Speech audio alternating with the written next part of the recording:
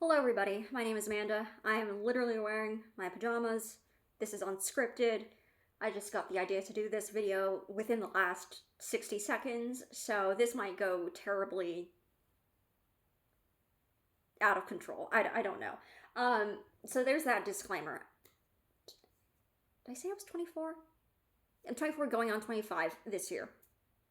And this is going to be super casual. I'm purposefully filming this vertically, so this is has the kind of ambiance of we're sitting across from each other having a chat. And I was watching a video from the YouTuber Carter Sullivan. She's a Canadian YouTuber that I discovered recently within the last month. And that is kind of the vibe I would like to go for this channel. The way her channel is. She's, I think, 27.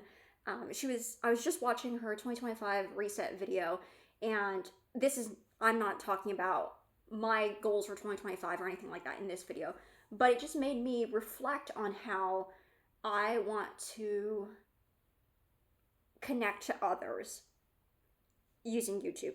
We'll see how that goes. And it made me think about a topic that is important to me, which is the topic of making friends as an adult. Just making friends in general. I don't have some. I'm going to admit right now, I don't have some really poignant, deep advice to give. And honestly, the best advice is typically not something that's easily wrapped up in a neat little package with a bow on top, right? The best advice usually is hard won, for one thing. Hard won advice that, contains hard truths in it. So, just as some very basic background about me, I had, and still to this day, I struggled with social anxiety, especially during my teenage years. I didn't really feel anxiety ever in my life until I started middle school. I don't know exactly what was the switch that turned in my head, but it might have literally just been adolescent hormones. When I was in college, I got a minor in educational studies, so one of the classes I had to take to earn that minor was adolescent education and development. That was the name of the class. And so I cannot cite sources for you at this present moment. It's been several years since I've been in college and even longer since I've been in that class. But adolescent hormones really mess with everybody's brain. Like, it truly is not to say that everybody has an awful time as a tween and as a teenager, but if you felt like those are some of the most tumultuous times of your life,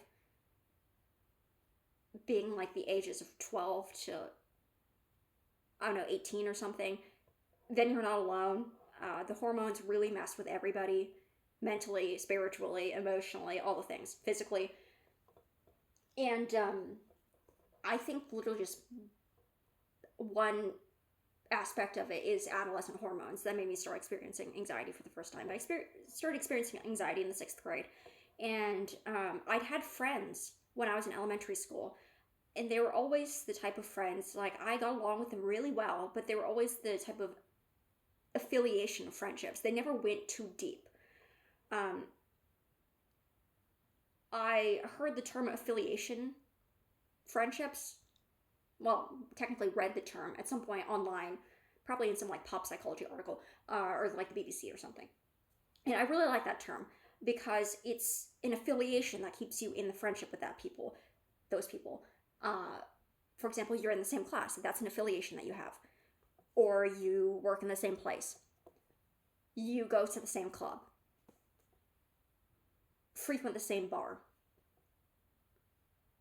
Live in the same city, etc., etc. And then when that affiliation ends, so does the friendship. Not because it was a bad friendship, not because you didn't like each other, but because the affiliation was such an integral part of your friendship that without the affiliation, there isn't that drive to keep the friendship going.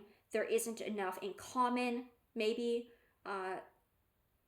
to hold the friendship together. And those are perfectly natural friendships to have. They're not bad friendships by any means. I'm so grateful for the affiliation friendships I've had throughout the years, because they may have just saved my life. Because I've struggled with mental health for most of my life. The anxiety is a big part of it. I'm not going to go too deep into it right now, because this is a video I want to make about friendships, not about mental health. But just like anything, nothing in this world exists in a vacuum. There's always some context, right? And so it's easier to make friends when you're in a better mental health place. Like, this is not like ground-shattering news, okay? We don't need to award someone a Nobel Prize for figuring that part out, right? Not to say you can't make friends when you're in a bad place mentally, and making friends when you're in a bad place mentally may just save your life. But it is easier. A lot of things are easier. Everything is easier when you have better mental health. You don't have to have good mental health, but the higher up on the scale you are of like, I'm literally having the time of my life, to I'm having the worst time of my life, the higher up on that scale you are, the easier things go for you, just in general. Just makes intuitive sense, right? But I just wanted to, and I know I'm 6 minutes in, and I haven't really explained how I've been able to make friends as an adult. Thank you for watching if you're still here. I hope that this has been not a waste of your time, and if so, maybe you should just click out, because I don't know that that this is like the content for you. Not a bad thing, that just my style of talking just might not be compatible with how your brain functions. It's all good. Maybe just click out now. But if you're still here and you're vibing with what's going on, great to have you. So I'll just kind of get to the point right now. I made friends, and I'll even actually put it in the pinned comment in the description so people don't have to feel like they've been duped by the title of this video or whatever, or clickbaited or something like that. But vulnerability is what made me finally have friendships that went beyond the surface level, friendships that went beyond affiliations, friendships that have endured actually for multiple years now. Which, when in the past, even going back to elementary school, a lot of my friendships didn't really last beyond 1 year because we stopped being in the same class. And if anybody is watching this that knew me as a kid, I don't intend for anybody to feel offended because I say that I didn't really have friends before I turned 20. So I like to tell people. And because there is such a big loneliness epidemic right now, especially in Gen Z. It's across all generations. But, since I'm Gen Z myself, I can speak with more experience about my own generation. Just how it goes. So I'm kind of losing a thread of what I was saying earlier, and I will also admit to having ADHD, not like haha, I'm so quirky, but having an official diagnosis of ADHD by a medical professional, sort of ADHD.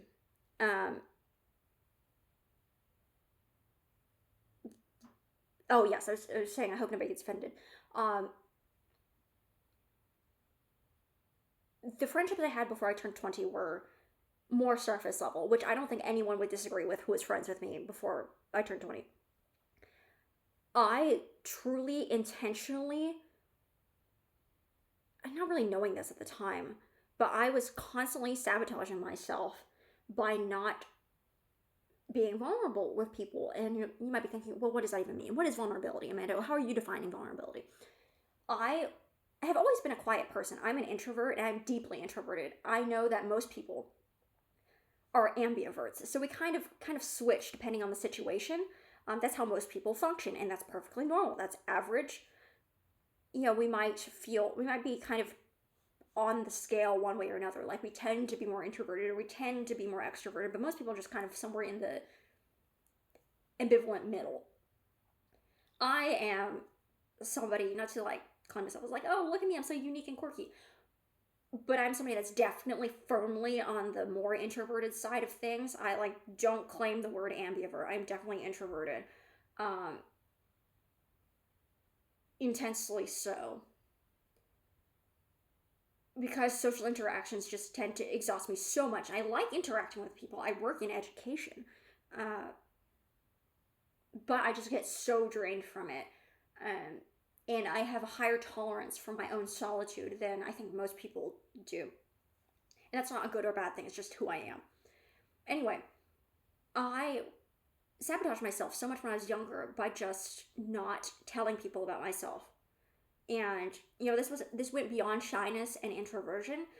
This went to, you know, if I felt in my heart that I wanted to say something to somebody, I don't know, maybe it's something as simple as we're having a conversation about TV shows and then somebody talks about how much they like Doctor Who. I wouldn't I wouldn't say that I also liked Doctor Who. That's an example. Like, it's just something so simple, like so low stakes. Like, if that person I'm talking to already says they like that TV show that I also like, there is no, the fear of judgment should not really be there, right? Because this person has literally just stated that they like that thing, so they're not probably most likely not going to judge you for liking that same thing. That would be extremely hypocritical and strange. But my walls were so high up to the point that I wouldn't say that. I would just stay silent the whole time. I would never ever say that I liked Doctor Who to that person, even if I knew that person for 5 years and they've raved about Doctor Who that entire 5 years that I've known them in conversations with me. I would never ever say that I also liked Doctor Who, which I did when I was younger. I don't really keep up with it now. It's just something that I just kind of have fallen out of. No hate to the series. It's just I don't watch it anymore. Just for clarification, and it'd be things like that, and I would just hold myself back constantly because I thought I was protecting myself. You know, we have a lot of the harmful things that we do are adaptive responses to try to keep ourselves safe. We learn that, we say something about ourselves, we might get a cruel comment back. That might be, somebody, a school bully, or it might be your own parent. But you adapt and you say, well, I'm just not going to share things about myself. There are things, I'm going to keep 99.9 things about myself to myself, and that will keep me safe. Well, that also is a guaranteed way of being lonely, or at least of only having surface level friendships that don't feel fulfilling. And maybe you're just somebody that's more private in general, and you're like, well, Amanda, that's how I want to live my life. I only want to have affiliations. I think that perhaps that's just guaranteed recipe for loneliness, but I'm not going to tell you what to do. And I also don't understand why you even watch a video like this in the first place if you're okay with that, because I made this video because I was not okay with that, and then I changed that, and now I have deeper friendships beyond affiliations. But to each their own. I was always jealous of people that said they had a best friend, because I never had a best friend until I turned 20. So it's not that I magically woke up on my 20th birthday and found the ability to make friends on a deeper level. That's not what happened at all. It's just that's generally around the time. I mean, that's also, I turned 20 in 2020. And that was also the year I was officially diagnosed by a licensed mental health medical professional with anxiety. I think that year broke just about all of us in many ways, especially mentally, and maybe even in more literal ways, like maybe you got long COVID or you lost a loved one. But I think just that all that turmoil that happened in that year, combined with I started therapy when I went to college. So I went to college at 18, and there's free counseling through my university, which I think every university has to some extent. Now, it might be an extremely limited resource. It might take you a couple months to get into a session, but I believe all universities have it. And so I started therapy for the first time at 18, and so this had been something that was years into the making of a lot of self-reflection and work on myself, to finally come to a place where at approximately age 20, I started to be more vulnerable with people, where I really started to share things about myself, and not just surface level things like, oh, I like watching XYZ, or I listen to Taylor Swift, or whatever. yeah, I really start to share things like, oh, I have generalized anxiety. I am really struggling with my schoolwork. I feel lonely all the time. I like to journal as a hobby. I do paper crafting and card making as hobbies. Sharing important things about myself, things that make me who I am and that I value most about myself, and the things that I feel the most ashamed of about myself. Um, like how, of course, now I suddenly forget everything. Um,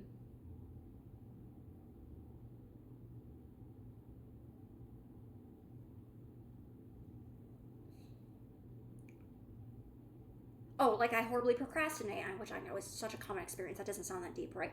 But I horribly procrastinate, and sometimes I finish assignments literally a minute before they're due at 11:59 p.m. and I just feel horrible all the time, and I'm not getting enough sleep because I'm constantly just staying up late and doing things super late, and my grades are starting to fall because of it, and things like that.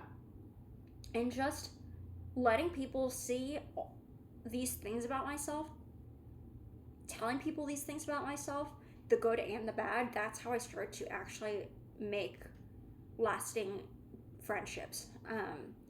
Does this mean that I don't experience loneliness still? No, I'm feeling. I was feeling lonely literally right now, and that's why I was like, okay, let me just talk. Let me make a video. Um, I did not make this my New Year's resolution to film videos for my YouTube channel or to start a channel or anything like that, but it's just a goal that I've kind of had floating around in my head for a while, and I thought, okay, why not start now? So that's what I'm doing, and there's no formula for making friends, unfortunately. I wish I had one to give you all.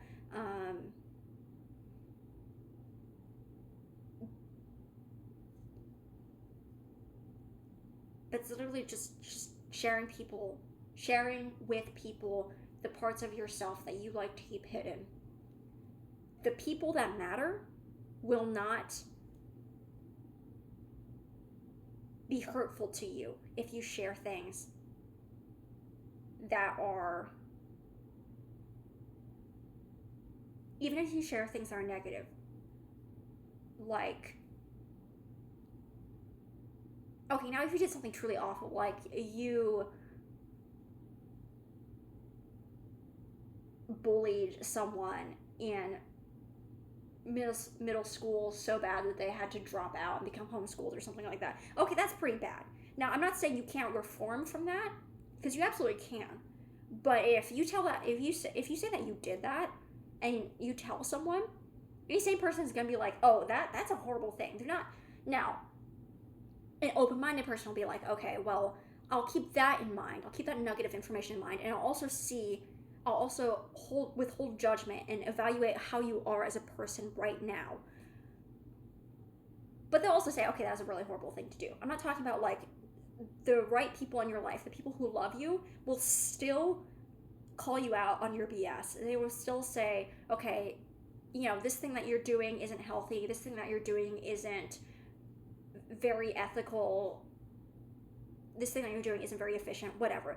They'll still call you out on things that they perceive that maybe you might need some assistance or guidance on, or that you're doing wrong.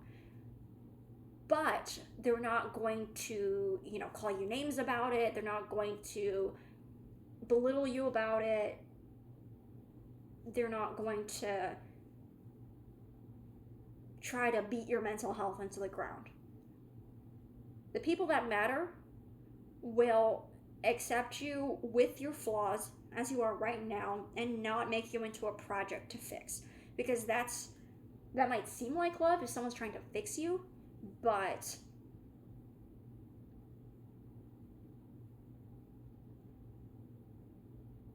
that's just not good for either side.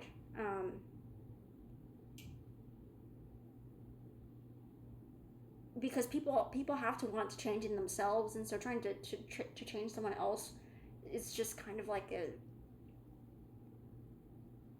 on one thing is like a Herculean task. On another, and it seems kind of like a futile Sisyphean task, not to get too deep in the Greek mythology weeds there.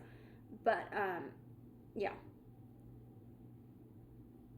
And you might say, well, Amanda, I've been vulnerable to people, and they have absolutely just taken that vulnerability and ran away with it, and they abused that kindness, they abused that vulnerability, and they were just an awful person who took advantage of me.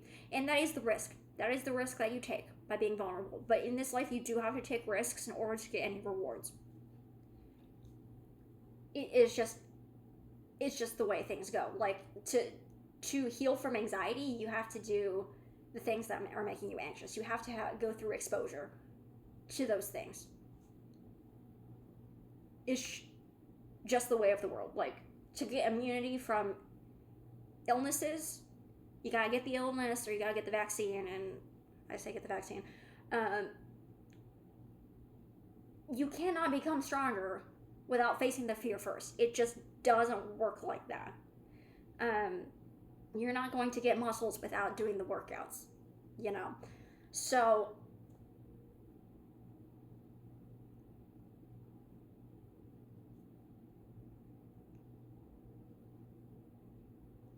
I guess I'll just end this video because it's getting to be a pretty long video. End this video with saying that when I was 20, I met my best friend. But that's actually kind of not the whole truth, because I met her when we were 18. Because we were both the same major in college, although she eventually switched to biochemistry and I stayed in chemistry. And for those not like in the sciences, those are different, slightly different. I mean, they're very different things, but they're related things, but they are distinct things, and so they are two different majors. Anyway, we met because we took a lot of the same classes, because we were in the same major when we started. I actually thought that she talked too much, and she talks a lot. She also has ADHD, and she doesn't have any sense of the passage of time. So she'll talk your ear off for an hour, and you won't even say a word. Like, there are times when I don't say a single word. I just nod my head and go, mm-hmm. And she'll just keep going and going. And there was literally an instance where she talked to me for 8 hours straight, and I was too socially anxious to tell her to stop. And the only reason she stopped is because she needed to pee. No, I don't recommend that you do that. When I tell people that story, sometimes people laugh, sometimes people are very horrified that she talked to me for 8 hours straight. It's not for everybody, but we actually cite that as the moment of our best friendship start. Well, we became friends after that moment, and then we became best friends after that. So, I at 20 years old, well, I guess we didn't become best friends until a little bit. I don't know when exactly we became best friends. It was a very interesting time for us because we became best friends in junior year. We signed up to be roommates together. And so we saw each other constantly because we literally lived together. And we both experienced a lot of tough stuff. We were in similar classes and sometimes the exact same classes because we went to a very small school that only has 1,200 students. A very small college, small liberal arts college to be more specific. And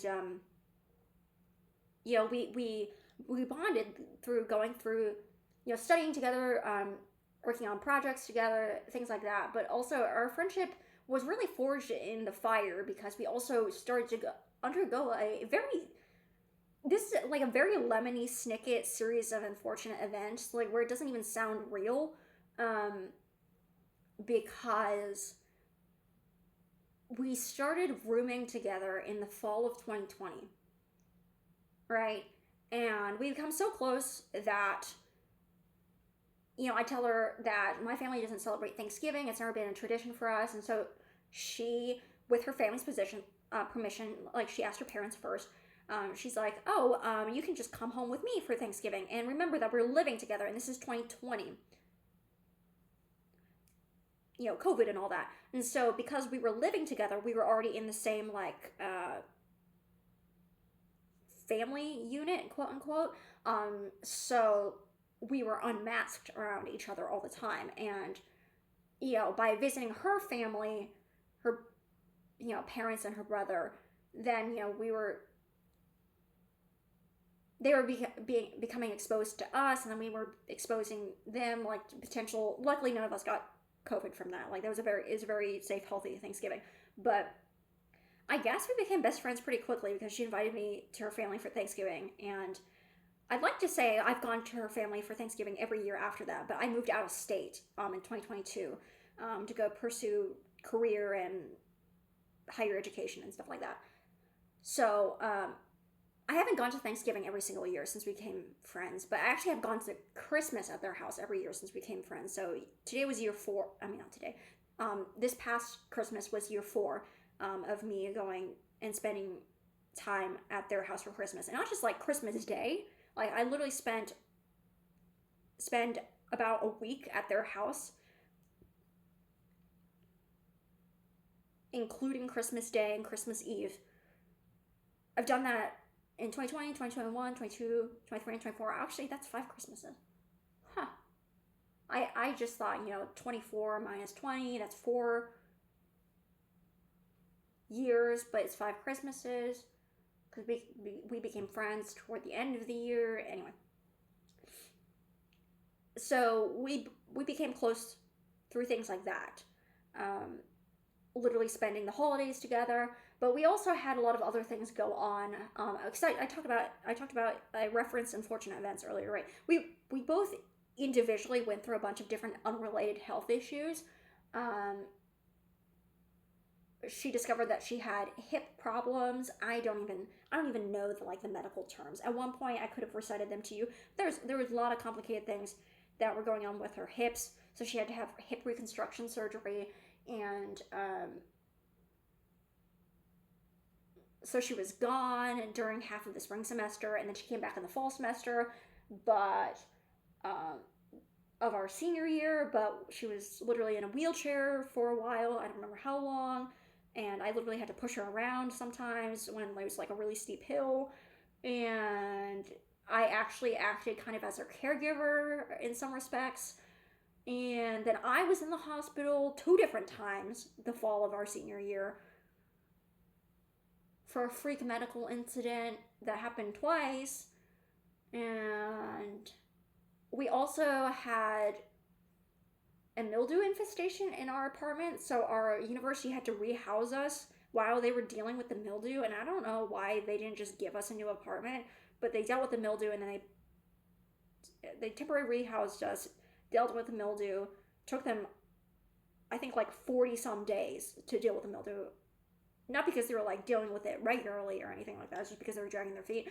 And then they put us back in the original apartment that had the mildew, and then the apartment still had mildew, and so we had to spend a whole afternoon with her mom and dad cleaning the apartment because she's allergic to mildew, which is how we discovered the mildew issue in the first place, because I was just living in the mildew, and the mildew was there rent free, and I wasn't having a reaction to it, so I lived there with the mildew for a week, because I moved into the apartment a couple of weeks before the semester started because I was an orientation assistant, but she didn't move in until a couple weeks later. And then when she moved in, she immediately noticed there was mildew, and her parents were like, we're gonna like pull our daughter out of this so she doesn't like die.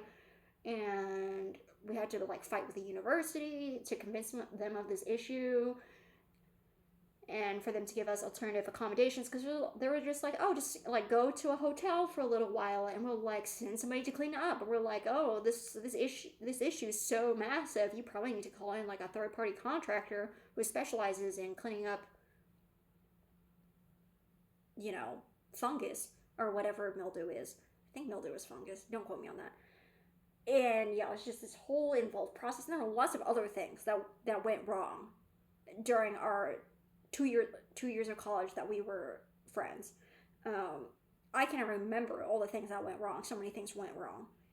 Sometimes we just like have a conversation and we're like, do you remember XYZ? And then it starts us into like this hour, 2 hour, 3 hour long conversation about all the things that went wrong when we were in college together. Not even the things that went wrong like just before we met, just stuff that went wrong after we met that really made us bond. And it's not like after we graduated college stuff stopped going wrong either. I mean, we literally had to go to the ER at one point when we went on a girls trip together because she had a medical emergency.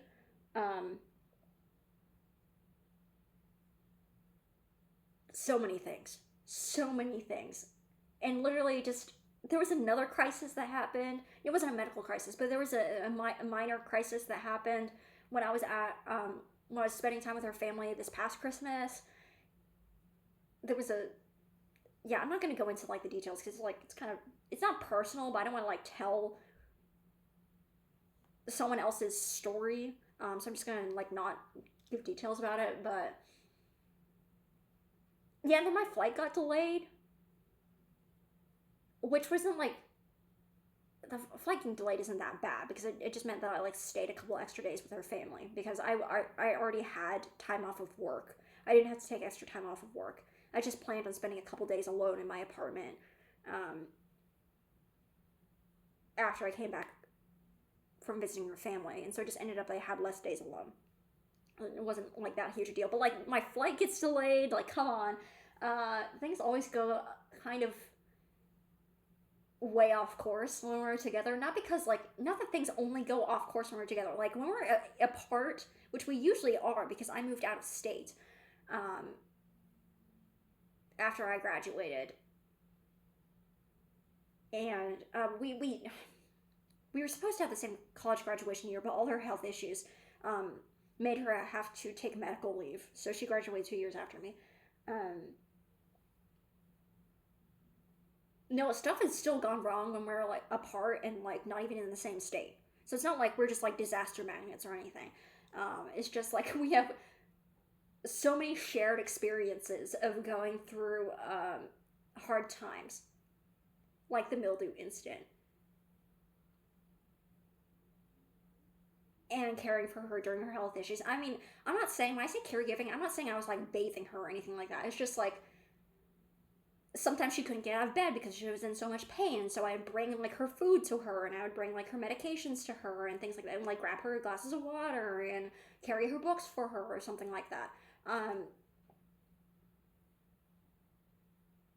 Now this is like turned into a story of our friendship. So that's one way, I guess. I guess by telling this story to you, that's one way you might become friends with somebody. Now I wouldn't at all advise you to like undergo a series of unfortunate events with somebody in order to become friends, but it is a surefire way that people become friends is going through events together.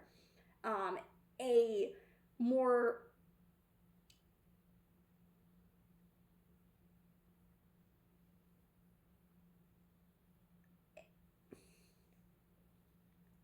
well, how do I say this? A way that I would recommend you to become friends with somebody is going to events together that are, fun and entertaining, like visiting the farmers market together or going to a Ren fair if one exists in your area, if any of those things exist in your area, or, taking walks in the local parks, um, signing up for a class together, whether it's like an exercise class or an art class if such a thing exists in your area. I know, like, my best friend grew up in a very rural town of like 2,000 people, so I understand you might not have those things within like an hour's drive of you. So, take these suggestions with a grain of salt, apply what works, discard what doesn't work for you. But just finding things to do together really builds friendship because you can talk and talk, and that's a way of building friendship, getting to know other people. Like we know each other so well. um,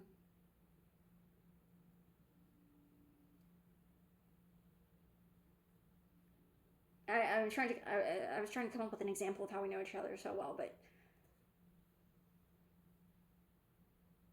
we know what like topics make each other twitchy or something like that, and so I know not to like press about some certain topics because I know that like she'll feel sensitive about them, and she'll know not to press about certain topics because I'll feel sensitive about them and things like that. Um, and you only know people so well from spending time together and from talking it out. But sometimes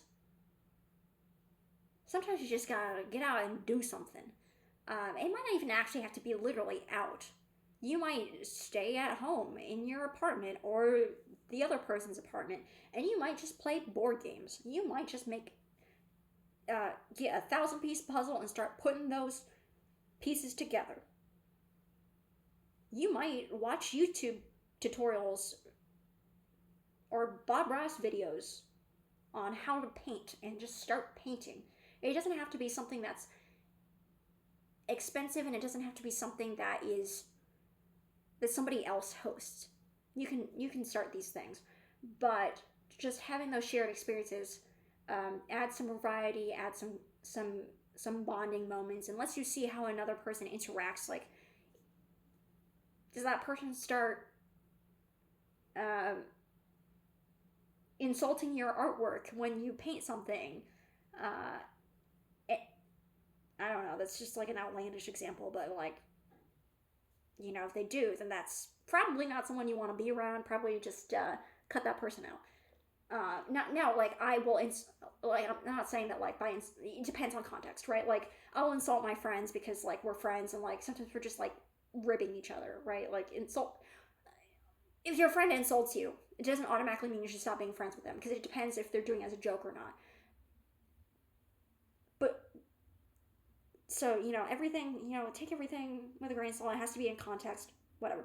But if somebody's being mean-spirited to you, when you're doing an activity together and maybe you're not good at the activity, then that's probably not somebody you want to be around. That's just all I'm trying to say here. It allows you to really see a person's character when you interact in different environments, other than just like, oh, we're like at a coffee shop talking, or we're just watching TV on the couch.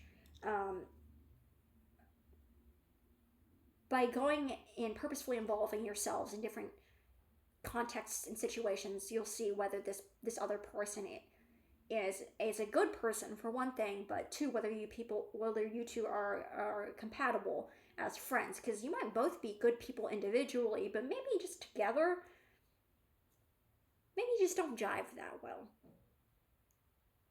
And that doesn't mean it was a failed experiment at all. No, you learned something about yourselves. You learned, oh, maybe I hate it when